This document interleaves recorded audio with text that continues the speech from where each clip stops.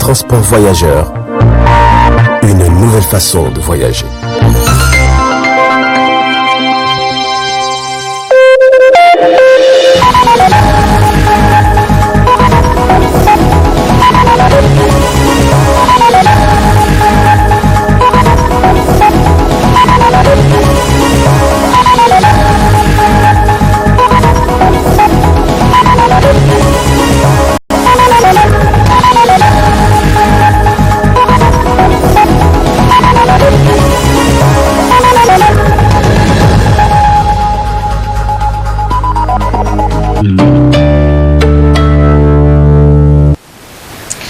Ravi de vous retrouver sur le miroir de la femme. Messieurs, dames, bonsoir et bienvenue à cette édition d'information du soir.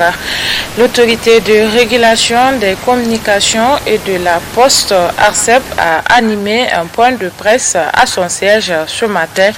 Objectif, présenter le rapport annuel d'activité pour l'année 2019. Compte rendu Amadou Arona, Ibrahim Kantama. Ce point de presse de l'autorité de régulation des communications électroniques et de la poste vise à présenter le rapport annuel d'activité pour l'année 2019. Au cours de l'année 2019, l'ARCEP a mis en place des comités pluridisciplinaires qui ont procédé à la relecture des textes législatifs et réglementaires dans les secteurs régulés.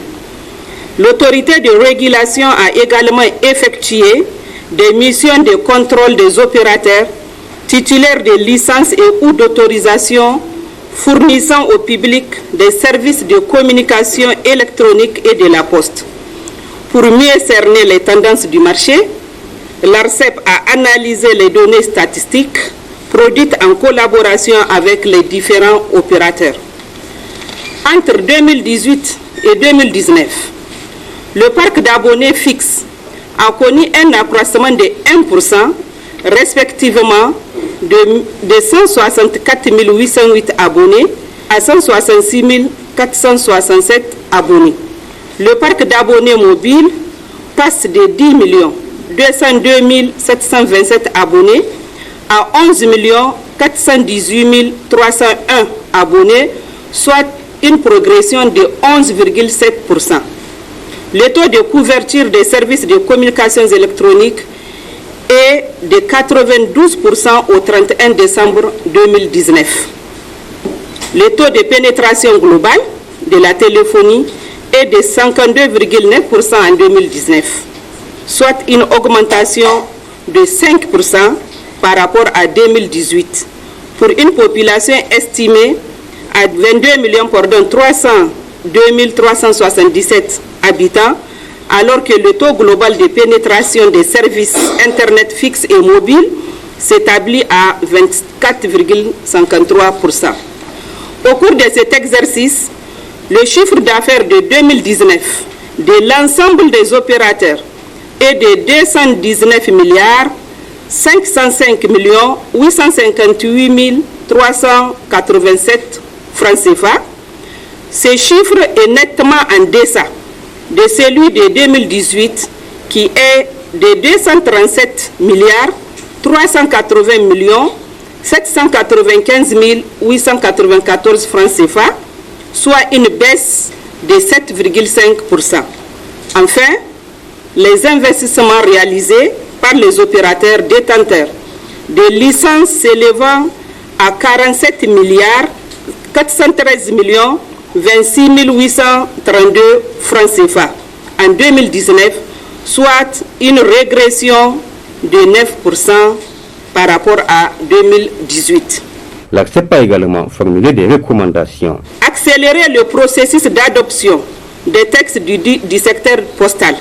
Respecter les engagements internationaux auxquels l'État a souscrit, notamment le free roaming régional CEDEAO G5 Sahel. Permettre à l'autorité de régulation de faire recours au fonds d'investissement au développement FID pour financer les investissements essentiels au profit d'une régulation efficace.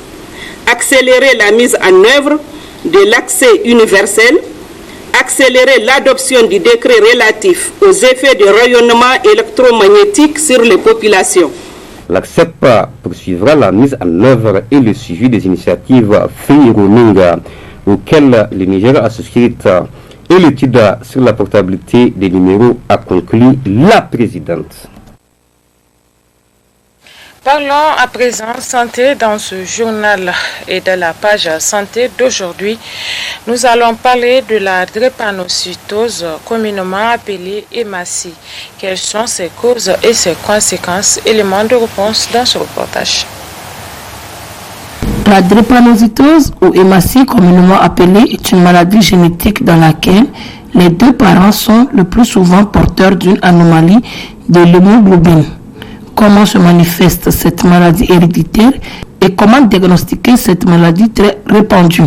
C'est les premiers signes qui peuvent faire soupçonner donc, cette maladie, c'est surtout donc, les douleurs osseuses, les douleurs articulaires, les gonflements au niveau des articulations chez le jeune enfant depuis l'âge de moins d'un an. Donc on peut commencer à soupçonner donc, cette maladie-là. Donc en grandissant, l'enfant va développer toujours donc, des petites douleurs, des petites fièvres, des infections à répétition, des fièvres, et ainsi de suite. Et peut-être donc ça peut aussi aller jusqu'à des globules rouges, jusqu'à des anémies qui peuvent être donc répétitives aussi.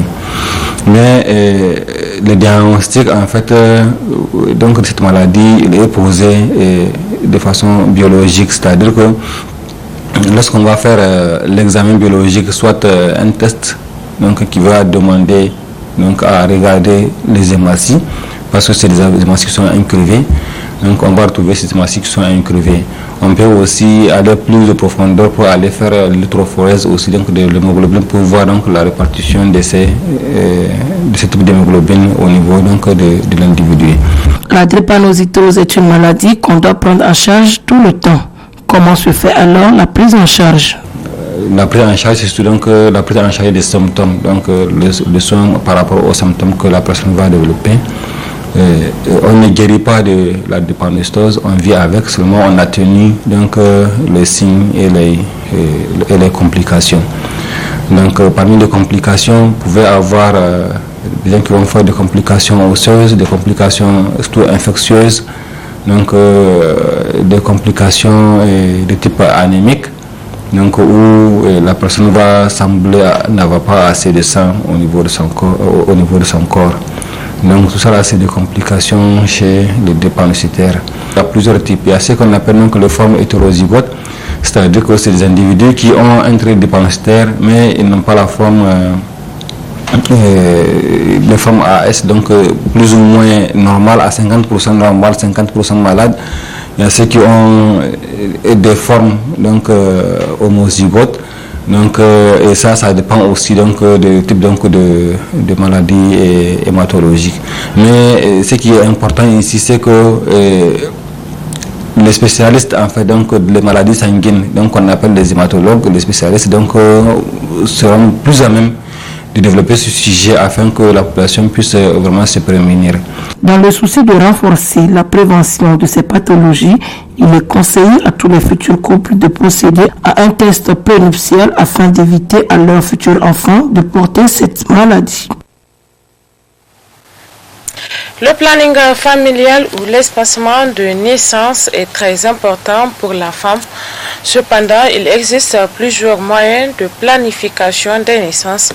Découvrons-les dans ce reportage de Nafisa Tuyaya.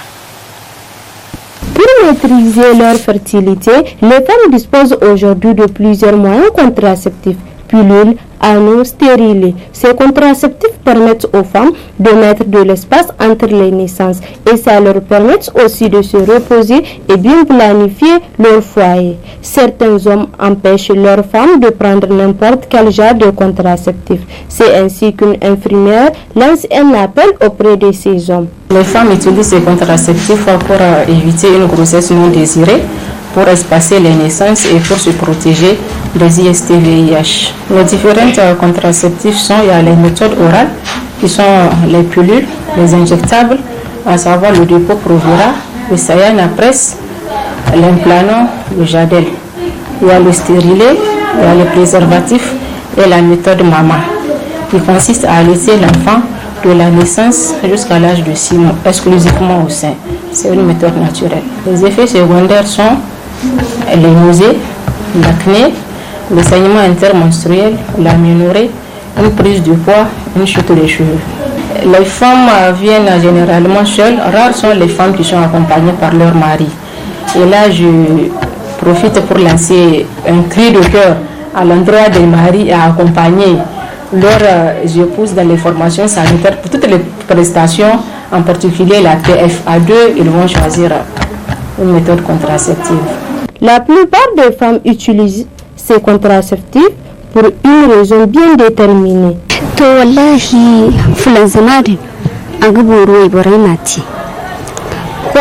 Il est très important que les femmes aient un espacement de naissance entre les enfants en adoptant le planning familial par l'utilisation des différentes méthodes de contraception. Selon la préférence et la convenance de l'organisme de la femme, ceci permettra à la femme d'avoir une bonne santé et de demeurer toujours jeune tout en préservant la santé et la croissance des enfants de façon normale, ce qui constituera un soulagement pour leur mari en termes de dépenses de cérémonie de baptême et de traitement sanitaire.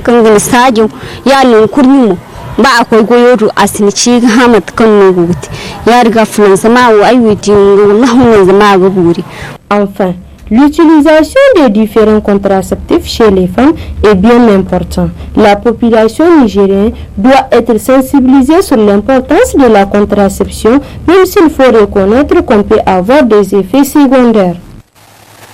De nos jours, l'on assiste à une détérioration de l'éducation des enfants dans nos sociétés. Qu'est-ce qui explique cet état de fait? Réponse avec Afambedi Kossi. Jadis, l'éducation de l'enfant ne se limite pas seulement dans sa famille natale, mais elle s'étend aussi à l'environnement où il grandit, c'est-à-dire avec toutes les personnes que l'enfant entre en contact dans sa vie de tous les jours. Qu'est-ce qui pourra expliquer ces nouvelles manières hors ligne et de mauvaises conduites que l'on constate chez les enfants de nos jours? L'éducation d'un enfant dépend en grande partie de ses propres parents. Parce que nous avons une phrase où nous disons que l'enfant doit être à l'image de ses parents ou que l'enfant doit être à l'image de son enseignant, de son formateur. Eh bien, en disant que l'éducation d'un enfant commence depuis la maison. Après maintenant, ça sort de la maison et ça devient dans le quartier. Après le quartier, ça devient en tout cas à l'école traditionnelle ou à l'école occidentale. Et après cela, moi je peux penser, l'hôpital peut être considéré comme un centre d'éducation, la prison peut être considérée comme un centre d'éducation, l'armée peut être considérée comme un centre d'éducation. Cette situation ne cesse de perdurer au quotidien et semble être un abandon et une fuite de responsabilité des parents. De même, bien que la coutume et la religion condamnent ces formes d'attitude antisociale. Le laisser aller des parents, son enfant et sa propre progéniture, tout cela, c'est parce que réellement, nous sommes obligés de le dire, c'est l'interdiction des châtiments corporels. Si nos parents ne nous avaient pas chicotés de temps en temps, si le maître ne nous avait pas chicotés de temps en temps, si dans la formation, le père de famille d'un quartier n'est pas capable de corriger les enfants de son voisin, ou bien quand la maîtresse ne peut pas porter la main sur un apprenant, que c'est les parents de cet enfant qui vont aller à l'insu du père, la maman va aller lutter avec l'enseignante. Si tout ça là on le laisse voir, un enfant ne peut pas réussir dans la vie. L'enfant c'est une argile. Tu lui donnes la forme que tu veux. Si tu veux faire de l'enfant un serpent, tu feras un serpent. Si tu veux faire de l'enfant un lapin, tu peux faire un lapin. Si tu veux faire de l'enfant un agneau, tu peux le faire. Et nous, ce que nous voulons que l'enfant soit un enfant comme un agneau tout doux, qui grandit et qui sait qu'est-ce qu'il fait dans la vie pour devenir quelque chose, un homme de demain. C'est pourquoi on a dit que, en tout cas, si tu penses que l'éducation coûte cher, il faut essayer l'ignorance.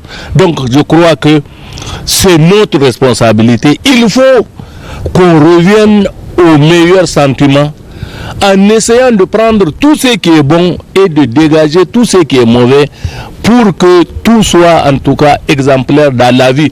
Les enfants des années des indépendances sont mieux formés aujourd'hui que les enfants du 21e siècle. Pourquoi? Parce que il y avait de la rigueur. Le père de famille est capable de corriger les enfants du quartier. On dit voilà le papa de là-bas et tout le monde se range.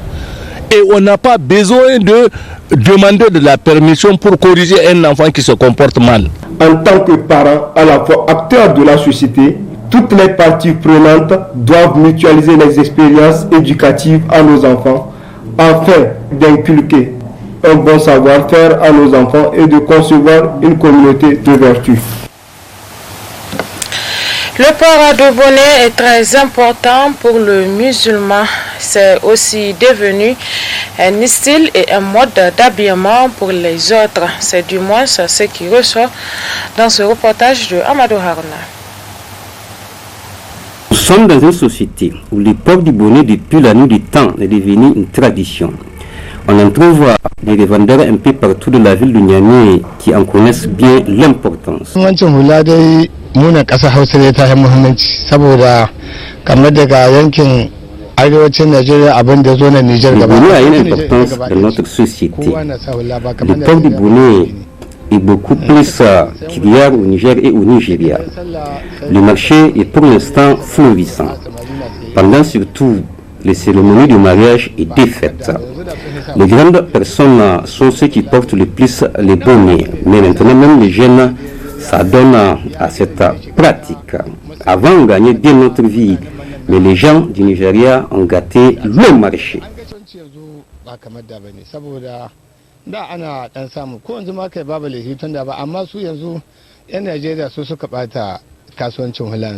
Sur le marché du bonnet est présentement timide, il n'en demeure pas moins qu'elle est de toutes les façons incontournable. Point final de cette édition d'information sur Tambra Télévision. Merci à vous de l'avoir suivi. Passez d'excellents moments en compagnie de nos programmes et surtout bon début de week-end. Au revoir.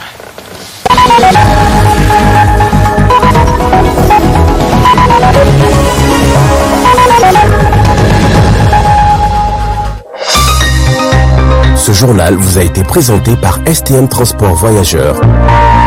Une nouvelle façon de voyager.